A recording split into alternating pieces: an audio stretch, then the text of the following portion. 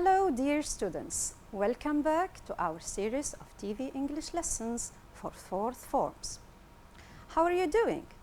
I hope you are fine after the nice break you took in lesson 4 with music and songs. Today, with me, Layla Mrabat, you are going to resume traveling, seeing the world, and doing the sights. We will do this in lesson 5, unit 1, walking tour. This lesson has been prepared in collaboration with Mrs. Lama Atwi, ELT Inspector. Let me, before starting the lesson, tell you what we will be doing. We will study a map, then watch a video and scan for details. Next, we will prepare a tour itinerary, and these 3 steps will lead us to our final objective, writing a tour guide speech. Remember last time we met, we talked of different destinations and we talked of traveling in general. Guess which destination I have chosen for you today. Let me help you with some clues. Our destination used to be a part of the European Union. It is made up of 2 main islands, and this is its flag. I think you have guessed. Let's check. Yes, it's the United Kingdom. Let's have a look at the map of the United Kingdom. So, it is called the United Kingdom or the UK. It is a kingdom because it is ruled by a queen.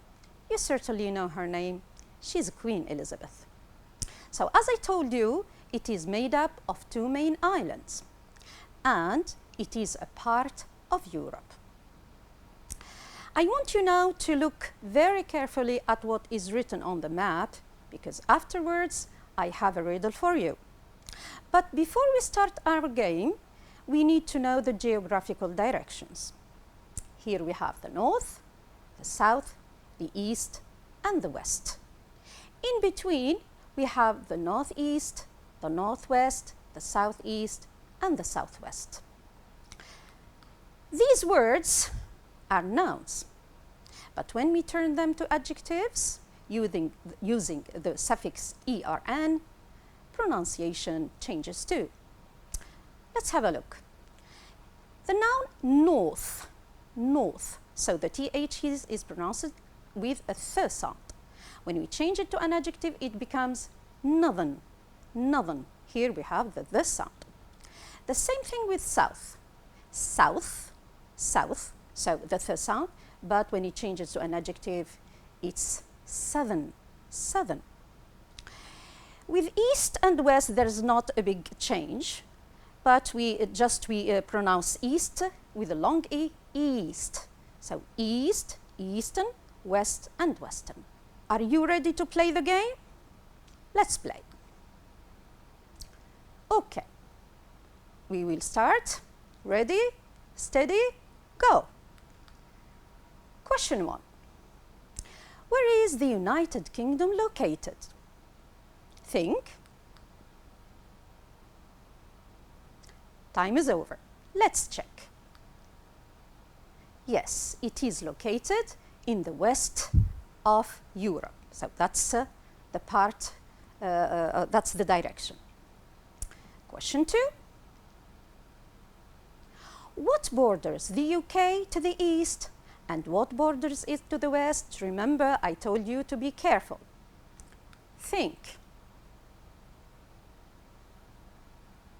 Time is over. Let's check. Yes, the North Sea to the east and the Atlantic Ocean to the west. So here we pronounce the sea, sh, ocean. So the United Kingdom is bordered by the North Sea to the east and the Atlantic Ocean to the west. To border is a verb, but it can also be a noun. A border means a frontier. Next question. How many constituent countries are there in the UK? I hope you were so careful. So think. Let's check your answer. 4 constituent countries. Correct. So, the UK is made up of, or composed of, 4 constituent countries. Here, constituent is an adjective. We can express it differently. 4 countries constitute the UK. Here, constitute is a verb. Constituent is also a noun. A constituent means a component or a part of. Next question. What are the constituent countries of the UK? Try to remember the map. Think. Well, let's check. Here they are. So, England with the capital city London. Scotland, its capital city is Edinburgh. Wales has Cardiff as a capital city. And Northern Ireland, its capital city is Belfast. So these are the 4 constituent countries of the UK with their capital cities. But what is the capital city of the UK now? Of course, it's London. My dear students, London today is our destination for our walking tour. Now, together, we will watch a video. I want you to watch the video, listen carefully, and pick out the following information about London. Tell me where it is located, the number of inhabitants, what makes it a very important city, and how old is it?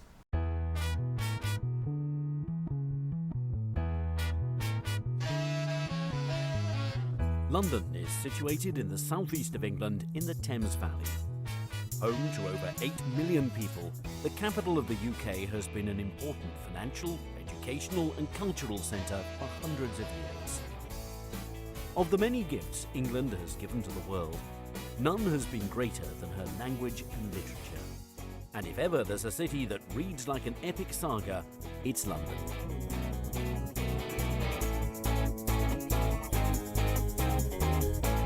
The story of London began in the Bronze Age, but it didn't really get going until the Romans withdrew in the 5th century.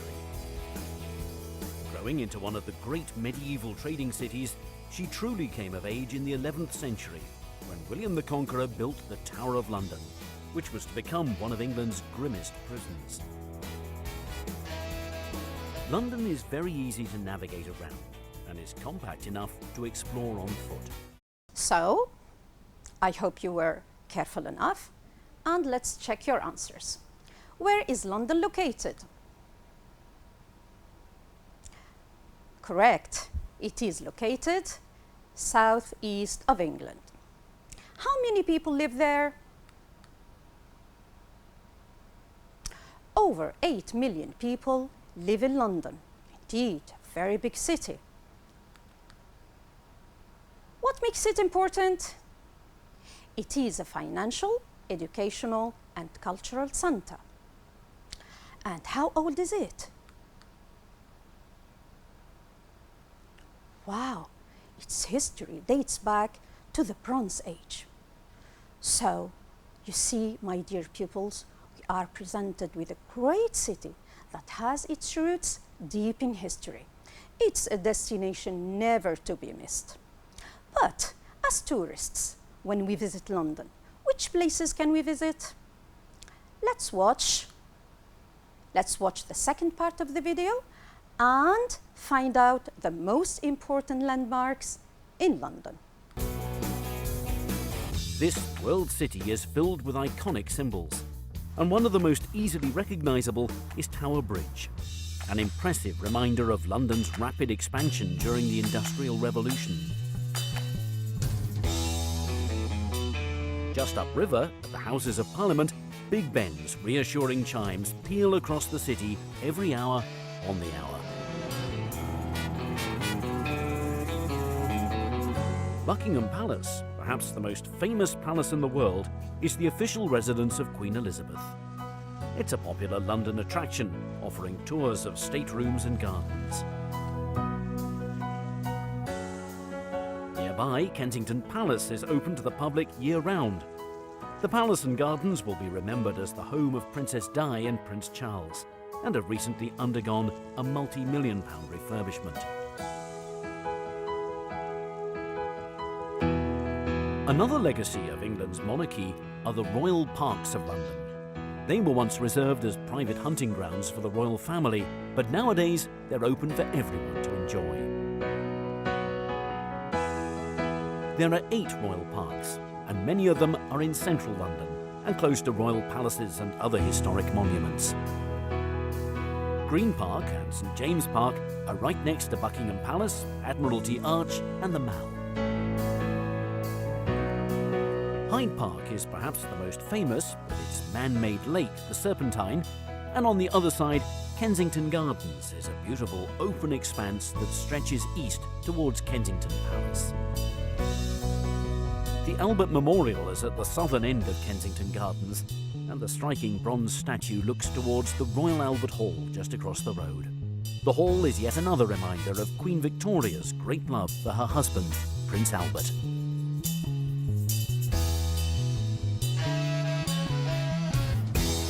Many of London's greatest stories have begun in her houses of worship, and none is so impressive and important as Westminster Abbey.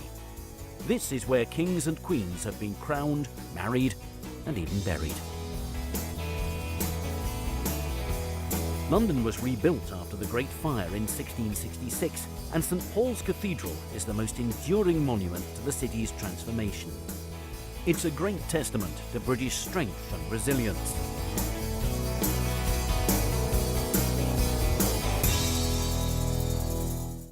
The speaker, you notice that the speaker in the video mentioned several amazing landmarks. I have chosen 5 of them for you. Let's see them. Tower Bridge, famous Big Ben, celebrated home of the Queen, Buckingham Palace, spectacular and gorgeous royal parks, and magnificent Westminster Abbey. Let me here stop with you at a sentence that we heard together in the video. The speaker said, Big Ben is one of the largest clocks in the world. So here he is describing Big Ben. So he's using the adjective large. What form is it? Of course, it's in the superlative form. What is it composed of? The plus short adjective plus est. Another sentence we heard together in the video, Buckingham Palace is the most famous palace in the world. Here again, it's a descriptive statement and an adjective, but a different structure.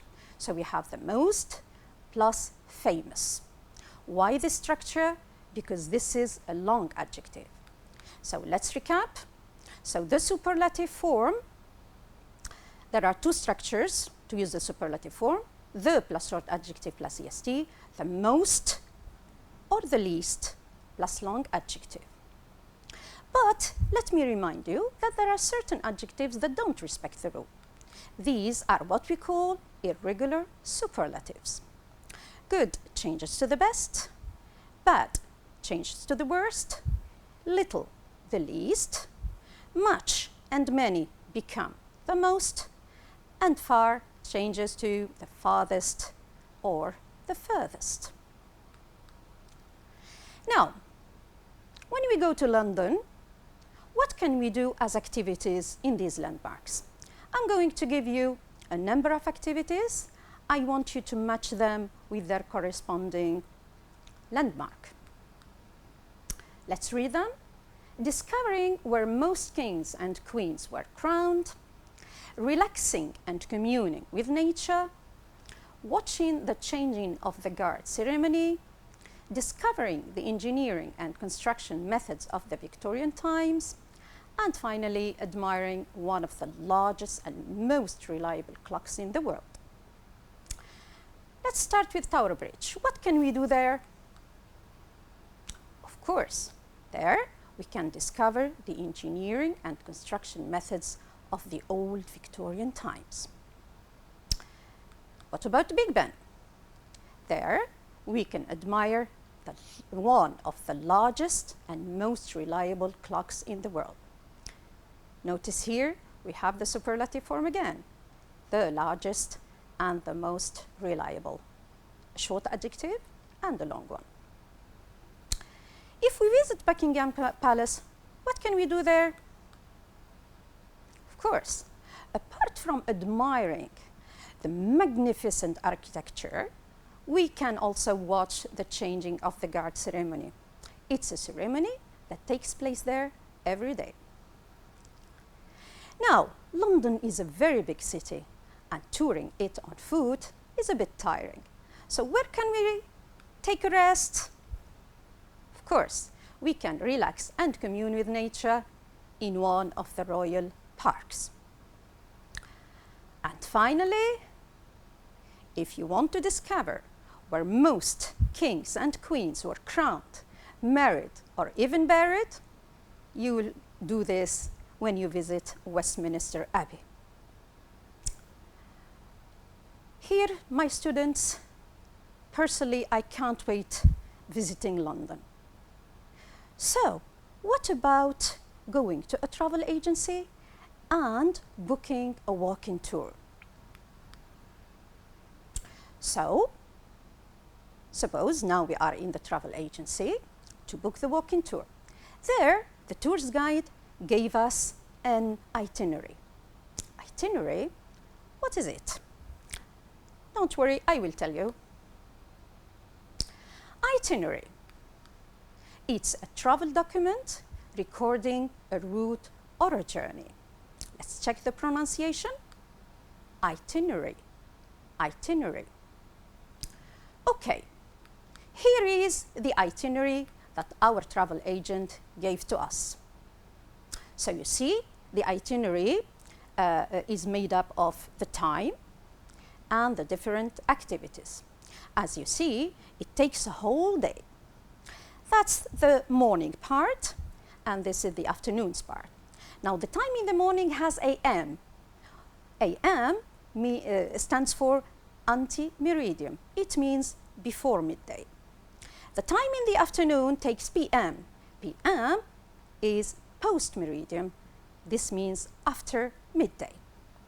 So, you see here different activities, but don't worry, I will explain it to you more in detail on this map. So, at 7:30 in the morning, our bus will take us to Trafalgar Square. There, we will have a delicious English breakfast. Then, we will start our walking tour with Big Ben, After that, we will head to Westminster Abbey. Next, we will visit Buckingham Palace at the right time to watch the changing of the guard ceremony, remember. Then, it will be lunchtime. After lunch, we will not be able to carry on walking, so we need to rest a bit. We will do this at Hyde Park. There you can relax, commune with nature, and take up some activities. After that, it will be time for shopping for souvenirs, gifts and presents for your family. Then we will finish our walking tour with visiting Tower Bridge.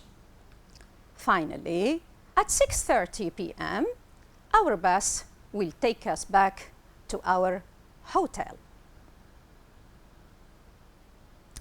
Okay. Now, the tour's guide gave us the itinerary. We had a look at it, and then she started writing her speech. So now we are going to help her writing her speech. Before writing, we have to know which parts should be included in the speech. She will greet her travelers and welcome them to the walking tour. Then she will introduce herself and the travel agency on behalf of which she's talking. And she will briefly describe the destination. This, of course, will be in the introductory part. Now, in the main part, which is the content, she will explain in detail the itinerary we saw together. And in the final part, which is the conclusion, she will end her speech with some closing remarks and offer some time for her travelers for some questions. Okay, here is our guide's first draft. I will give you some time, read it, and see if she included all the parts. Let's read.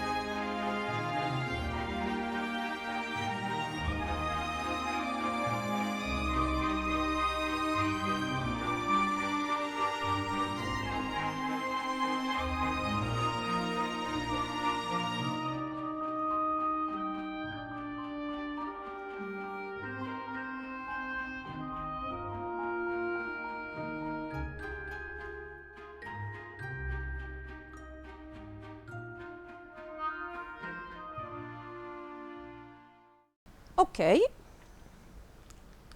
let's see. Oh, that's Jane. Hi, Jane. Let's see if Jane included all the parts we saw together. That's the introductory part. So we agreed that she should start with greeting her audience, introducing herself and her travel agency.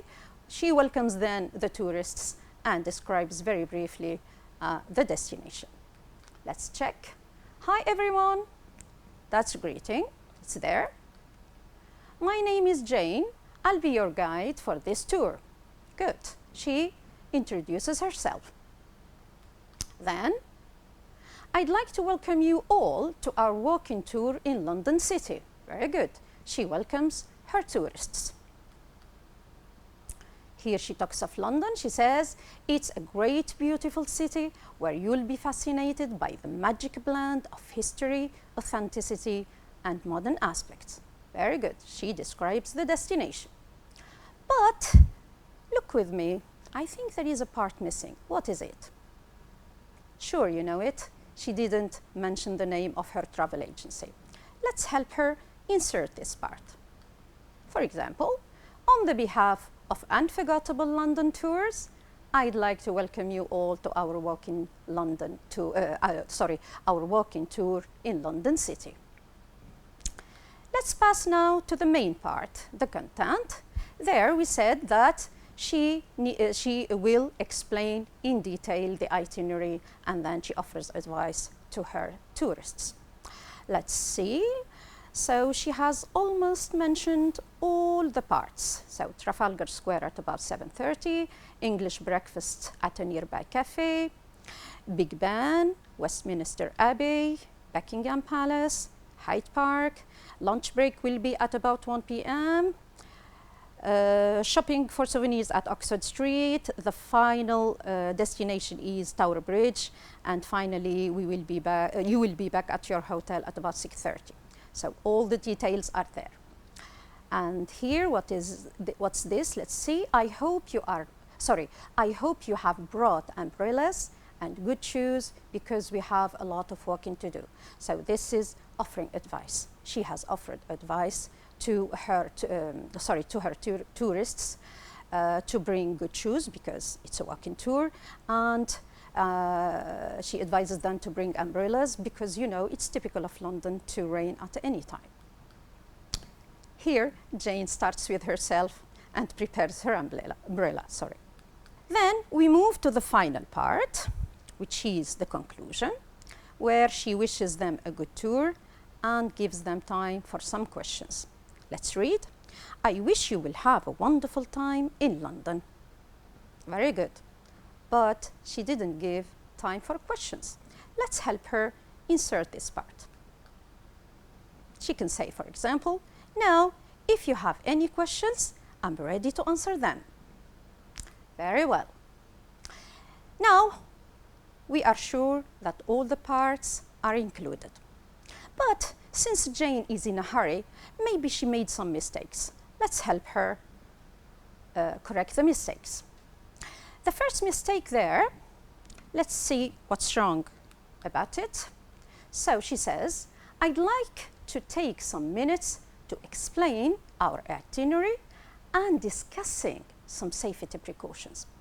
Remember the parallel structure we saw in lesson 1? Here, there is no balance. Let's restore the balance.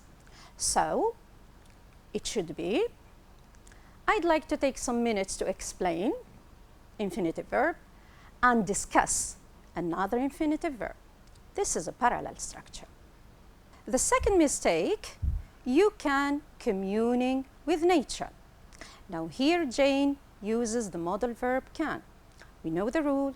After modal verbs, the verb should be a bare infinitive. So let's help her correct the mistake. At Hyde Park, where you can commune with nature. Next mistake. She says, where you can commune with nature, in one of the capital's most large spaces. Remember, we saw the superlative form. Here we have a short adjective. So it should be one of the capital's largest spaces. Good. The final mistake. Here, Jane writes, I wish you will have a wonderful time in London. Remark here, the second verb is in the future. But after which, we can't use the future, so we should use another verb like wish, which is hope. Here it's more appropriate and correct. I hope you will have a wonderful time in London. Okay, now Jane's speech is ready. All the parts are included and there is no mistake.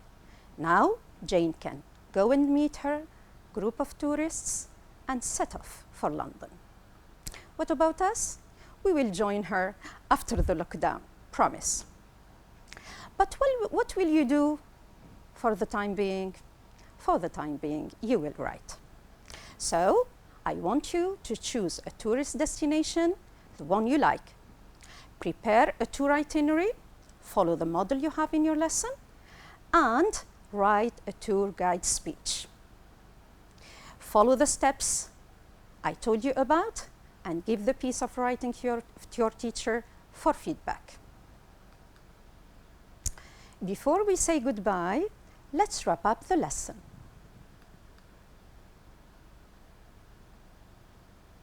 Now, my pupils, I'm sure that you can read a map very well.